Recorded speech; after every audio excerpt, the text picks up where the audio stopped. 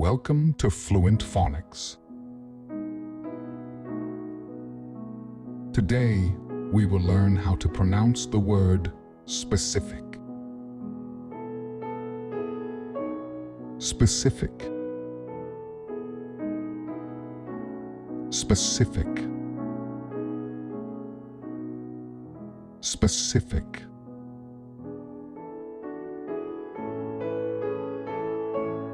Here's an example of how one might use it in a sentence.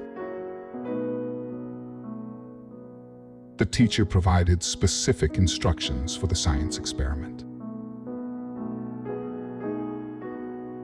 Specific in this sentence means that the teacher gave precise and detailed instructions, leaving no room for confusion or ambiguity.